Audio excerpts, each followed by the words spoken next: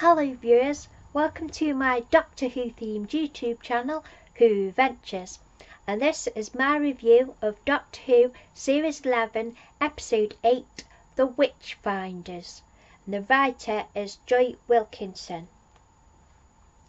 So, we open the TARDIS team in an olden style village, and the Doctor sees them apple bobbing and says, "Oh, I love apple bobbing," and I thought she's so cute, and I like how childlike and excited she was at that point. It's really cool. And then Graham is sort of deducing where they are and says northern accent, and then a man in plague mask. I don't know where it is. Okay, and do not interfere with the fundamental fabric of history. So they're in Pendle Hill, Lancashire, and Bilehurst Crag, and it's a witch trial. And Willa Twiston's granny is going on the ducking stool. So it ducks it, and the idea is innocents survive. If they drown, they're innocent. If they survive, they're a witch, and then they're hanged. So the Doctor dives in to rescue Mother Twiston, but she can't. It's too late. Mother Twiston dies. And then there's this Mistress Savage, and the Doctor shows her her psychic paper, and the paper says the Doctor's the Witchfinder General. And Graham's all like, "You're in special measures," if I was funny. And then this by watching, and there's Becca Savage as the landowner of Bilehurst Crag, and the horses are judged creatures of Satan. Yaz goes off to see the granddaughter Willie, and Ryan, Graham and the Doctor are questioning Lady Savage. And then it sort of big guest star of this episode was Alan Cumming, and I didn't really, whilst I was watching it, I didn't really enjoy it, because as soon as he came onto the episode, he was so ridiculously pantomime that it just completely obliterated my suspension of disbelief, and it was just so over the top. And I wrote a lot of angry notes. I wrote, "Alan Cumming is chewing the scenery, camp as F." And then Graham was pretending to be the boss. That was funny. And then King James calls Ryan Nubian Prince because he fancies Ryan. And then I wrote, "What is Alan Cumming doing? So annoyingly taking the piss." And it was just so over the top that I wanted it to be like a more serious examination of the witch trials, but it wasn't really, because of the acting of King James' character. So Yaz is with Willa, and there's this mud tentacle thing that comes up and tries to grab her, and Yaz rescues Willa. Then the Doctor's in Becca's bedroom, and Ryan finds an axe under the bed.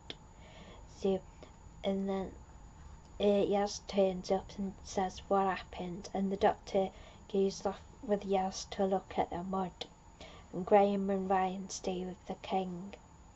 And then I wrote, "Alan Cumming think he's doing Blackadder." And then they talk about the witch's mark, and Alan Cumming talks about his little prick. Graham wearing the Witchfinder's hat, and he goes a bit Law and Order, which I thought was fun. And then the King's looking for Satan, and he's gonna kill the witches. And then we see inside Willa's house, and she's got all these sort of grandma's like wise woman supplies all the herbs and stuff in home remedies and things, and turns out Willa is cousins to Becca Savage. And then I love Bradley in the hat. He looked really cool. And then they're making special tea.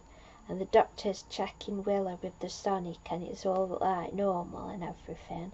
Then Yaz sympathises with Willa because Yaz says how she was bullied at school and how that's a feeling of dread. I thought that was a good speech from Yaz. It was interesting to find out more about Yaz's experiences.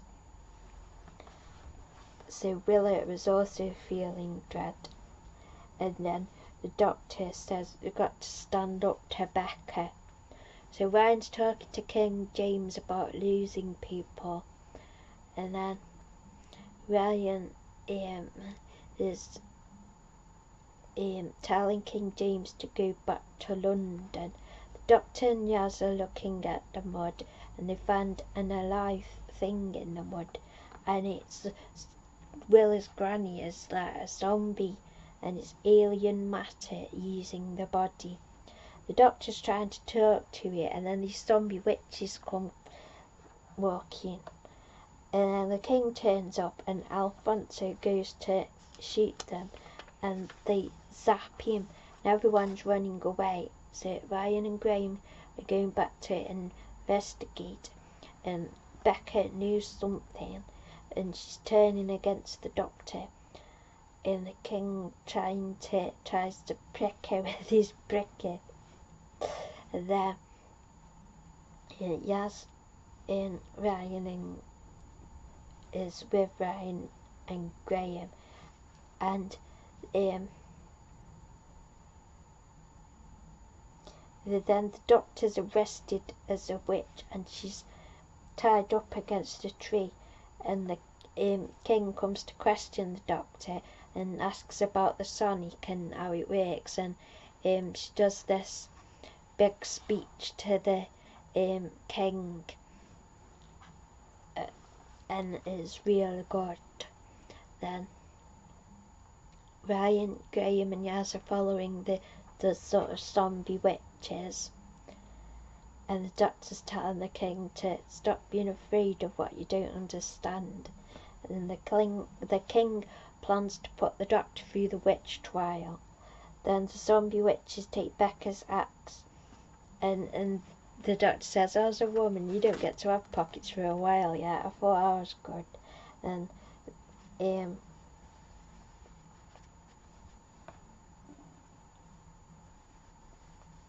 then the ducking stool sort of reacts to Becca's touch, and Becca's taking medicine. The doctor's getting ducked in front of King James.